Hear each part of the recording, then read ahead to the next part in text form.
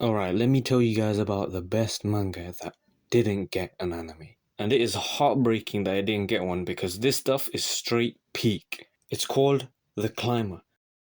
And it's about this guy called Mori. He's kind of your typical antisocial, awkward MC, but that's how people would see him on a surface level. But if you read the manga, you truly understand how deep his character goes. The manga begins with him discovering mountain climbing and using it as an escape, but then it stems into themes of obsession, loneliness, and pushing yourself beyond your own limits.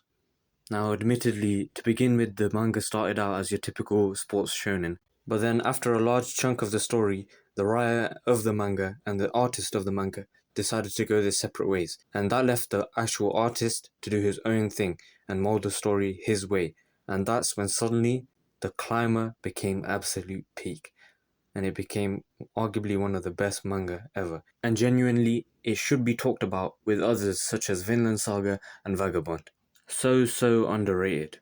But let's get on to the actual part of what makes a manga so good.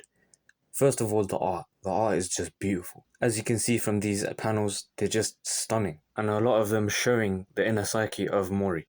Now on to the story. It's obvious that in the end, Mori wants to climb the #1 mountain in the world, but it becomes more than that. You see him struggle against lust and the loneliness that comes from it, like I already mentioned, and it reflects a lot of people's lives today, and hence why the manga itself is so powerful. And it's not just internal drama, there's drama all around Mori.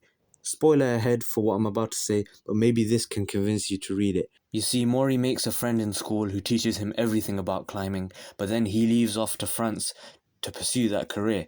And then years later he comes back and tells Mori about all his travels. And then he tries to convince Mori to give him money to invest. But then he ends up stealing that money from Mori, and it's quite a lot. But it turns out he never went to France. The image that he'd created in Mori's mind of France and all the climbing that he'd done over the years was all a lie. In fact, he'd been living in the same area as Mori the whole time through the years, but Mori's obsession with climbing and the loneliness that came with it just distracted him from it. So yeah, it gets a bit crazy. And that's just touching the surface. There's so much more that goes on that flips the manga upside down in your head. But what makes this manga so much better than the others, it actually teaches you how to live. It actually teaches you to become a better person. I've already talked about the themes that it goes into, but it also goes into others, like death, so many things that people today have to deal with and struggle to do so. It describes all of this in its imagery and beautiful art, so that when we see Mori improve, we see ourselves improve.